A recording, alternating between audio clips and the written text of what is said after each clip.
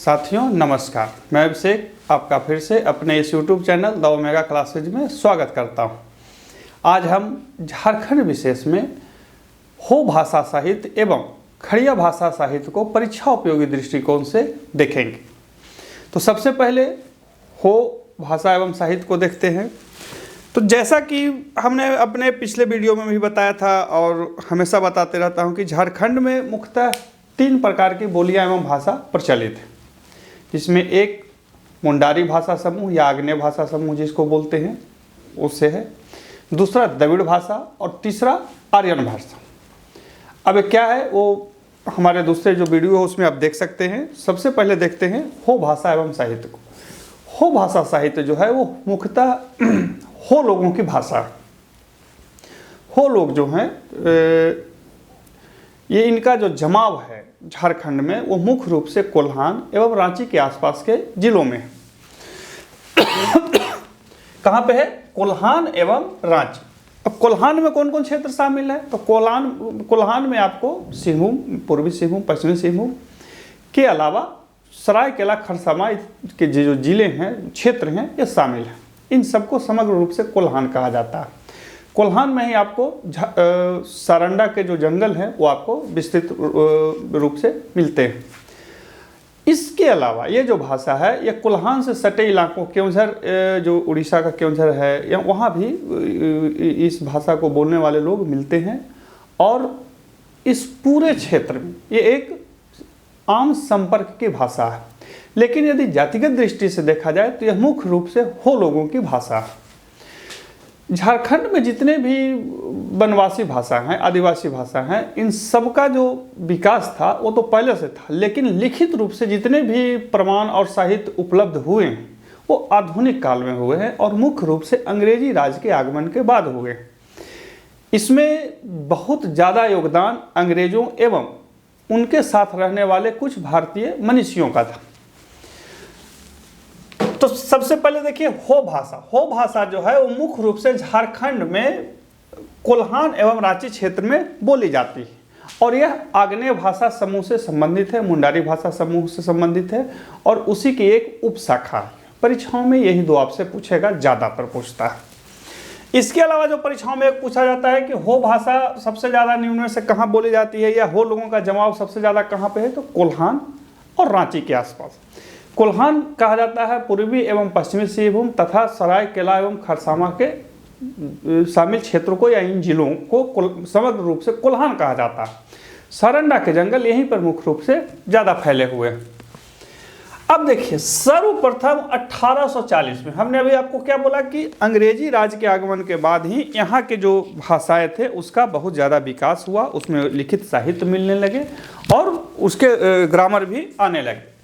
तो सबसे पहले 1840 में एशियाटिक सोसाइटी ऑफ बंगाल, किसके द्वारा? एशियाटिक सोसाइटी ऑफ बंगाल के द्वारा the grammatical construction of the whole language प्रकाशित हुआ है। याद रखिएगा, the grammatical constructions of the whole language, यानी कि होल लैंग्वेज पर ग्रामेटिकल रूप से पहली जो लिखित पुस्तक थी वो 1840 में एशियाटिक सोसाइटी ऑफ बंगाल के द्वारा उपलब्ध कराई गई। सोचिए वो लोग उतने पुराने समय भी कैसे शोध किया करते थे। आपको एक छोटी सी बात बताता हूँ। अभी सबसे सामर्थ्यवान देश दुनिया में कौन है? अमेरिका। अमेरिका में क्या है कि वो पूरे दुनिया के छोटे छोटे भाषाओं, छोटे छोटे जनसमूह के द्वारा बोले जाने वाली बोलियों पर शोध करवाते हैं, उसका लिखित रिकॉर्ड रखते हैं और उससे जो ज्ञान अर्जित होता है उसको फिर अपने उद्देश्यों की पूर्ति के लिए उपयोग करते हैं। याद रखिए, दुनिया में जो भी ताकतवर होता है, सबसे ज़्यादा जो ताकतवर होता है वो वही होता है जो ज्ञान को अपनाता है, ज्ञान को क्या कह सकते हैं उसको, जानकारी को, ज्ञान को एकत्रित करता है और उसमें संकोच नहीं करता है। तो अंग्रेजों जब आए तो उन्होंने यहाँ के जो भाषा थे उसके ऊपर बहुत ध्यान दिया। तो 1840 में एशियाटिक सोसाइटी ऑफ बंगाल के द्वारा the grammatical construction of the whole language प्रकाशित हुआ। ये जरूर ध्यान रखिएगा। इसके अलावा जॉन बॉम्बस नामक एक जो व्यक्ति थे उन्होंने 3 खंडों में competitive grammar of the modern Aryan language of India के नाम से खंड की पुस्तक प्रकाशित की, जिसमें हो लैंग्वेज के बारे में उन्होंने विस्तृत रूप से चर्चा की। किन्होंने किया? जॉन बॉम्बस ने 3 खंडों में। क्या लिखा? Competitive grammar of the modern Aryan language of India, यानी कि भारत के जो सुदूर छोटे छोटे जगहों में बोलने जाने वाली भाषाएं थी, उस पर उन्होंने शोध करके एक पुस्तक रची 3 खंडों में, और उसका नाम दिया competitive grammar of the modern Aryan language of the India. इसके अलावा जो सबसे ज़्यादा आपको 2 चीज़ें पूछी जाएगी, वो है हो जनजाति के लोकगान लोकगीत पर प्रथम पुस्तक C.H. बोम्बास तथा N.K. बोस द्वारा फोकलोर ऑफ द कोल्हान 1902 में प्रकाशित हुआ। फोकलोर ऑफ द कोल्हान जो था वो लोकगान यानी कि लोकगीतों पर एक पुस्तक थी, जिसे बोस एवं कौन थे? बोम्बास। बोस एवं बोम्बास ने संयुक्त रूप से मिलकर लिखा और ये 1902 में आया था। लोकगीत पर, याद रखिए, लोकगीत पर आया था। लोकगीत पर यहाँ पर एक और किताब आया था, W.G. आर्चर। किसके द्वारा? W.G. आर्चर ने हो दुरम के नाम से, हालांकि कहीं कहीं अलग नाम भी मिलेगा, लेकिन हो दूर करके उस पुस्तक का नाम था, और उन्होंने देवनागरी लिपि में लिखा। किस लिपि में लिखा? देवनागरी लिपि में। और उसे मतलब W.C. आर्चर के द्वारा जो लिखी हुई पुस्तक थी, W.G. आर्चर के द्वारा जो लिखित पुस्तक थी हो दूर, वो देवनागरी लिपि में थी, और उसे मतलब उस किताब को हो साहित्य का महाकाव्य कहा जाता है। क्या कहा जाता है? महाकाव्य कहा जाता है। किसका? हो साहित्य का।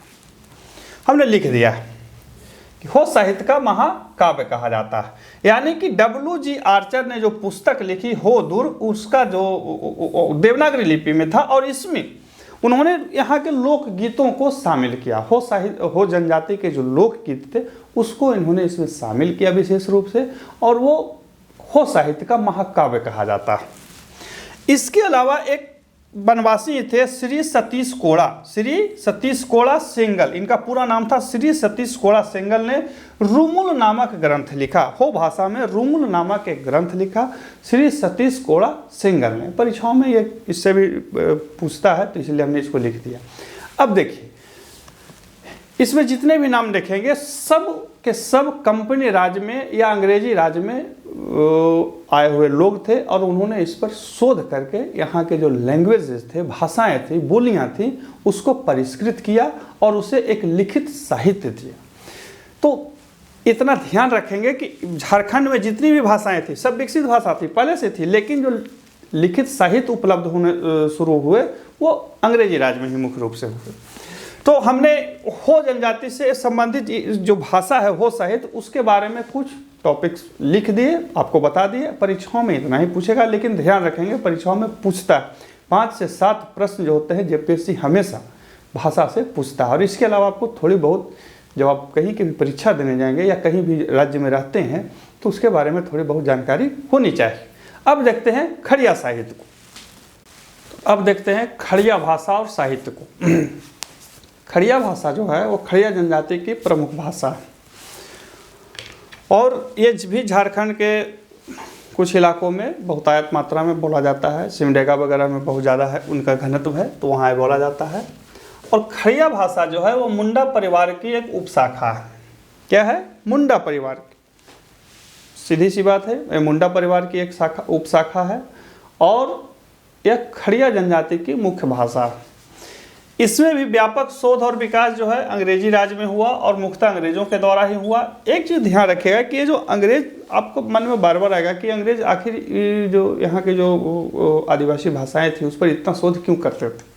तो इसके पीछे 2 कारण थे। एक तो नई ज्ञान की बुभुक्षा उनमें बहुत ज़्यादा थी, और नए नए शोध करना चाह रहे थे, और चाह रहे थे कि पूरे वैश्विक ज्ञान पर वो अपनी पकड़ बना कर रखें, अपनी मजबूती बना कर रखें, या सबसे आगे रहें। दूसरा जो उनका छिपा हुआ एक उद्देश्य था, वो अपने धार्मिक ग्रंथ यानी कि ईसाई मत से संबंधित धार्मिक ग्रंथ को उस हर छोटे छोटे भाषा में क्या कह सकते अनुवादित कर करके बेचना, पहुंचाना और लोगों को मतांतरण करना, ये उनका एक दूसरा छिपा हुआ एजेंडा था। लेकिन कोई ये कहे कि नहीं एक ही एजेंडा था, मतलब सिर्फ ईसाइयत प्रसार करना ही था, तो ये गलत है, ऐसा कुछ नहीं था। उन्होंने दोनों काम किए, समस्त ज्ञान को अर्जित किया और अपने हितों के लिए उसको उपयोग किया, और दूसरा धार्मिक प्रसार के लिए भी इसका प्रयोग किया। हर चीज़ का जानते ही हैं, एक सुखद एक दुखद पहलू होता है, तो इसमें भी यही चीज़ था। तो देखिए हो भाषा के शिष्ट रूप का यानी कि लिखित रूप से जो विकास हुआ वो 1866 के आसपास हुआ, और फिर यहाँ से इसकी लिखित सामग्री मिलने लगी, और कुछ जो ग्रंथ थे, जो किताबें, हमने उनका नाम लिख लिया है। तो GC बनर्जी सन 1894 में GC बनर्जी ने इंट्रोडक्शन टू खड़िया लैंग्वेज रचा, यानी कि जो पुस्तक थी इंट्रोडक्शन टू खड़िया लैंग्वेज, उसे GC बनर्जी ने लिखा। और यही पूछेगा कि इंट्रोडक्शन टू खड़िया नामक किताब किसने लिखा, तो GC बनर्जी ने। इसके अलावा चेसन्स एवं डुअट ने खड़िया शब्दकोश की रचना किया। किसने किया? चेसन्स तथा डुअट ने। कब किया? 1834 में छप करके आई थी, और खड़िया शब्दकोश नामक एक ग्रंथ था, पहला ग्रंथ था। इसका लिखा कौन थे? चेसन्स तथा डुअट। इसके अलावा 1937 में SC राय, याद रखिएगा सबसे बड़े नाम थे खड़िया लैंग्वेज में, SC राय ने द खड़ियाज नामक पुस्तक लिखा। क्या लिखा? खड़ियाज नामक पुस्तक, जिसका प्रकाशन कैथोलिक प्रेस रांची के द्वारा हुआ, और बाद में फिर इस ग्रंथ में द खड़ियाज में व्यापक सुधार किए गए यहाँ के जो लोकल विद्वान थे उनके द्वारा, और फिर इसका पुनः प्रकाशन भी हुआ।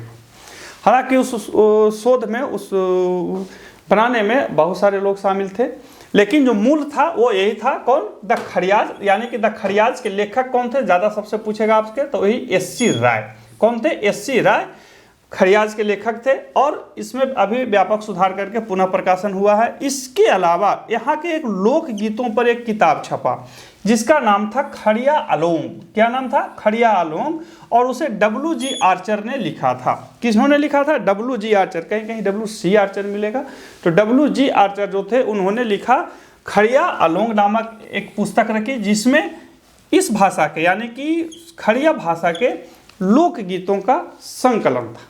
याद रखिएगा क्या था? लोक गीतों का संकलन WG आर्चर के द्वारा खड़िया ओलोंग नामक किताब में।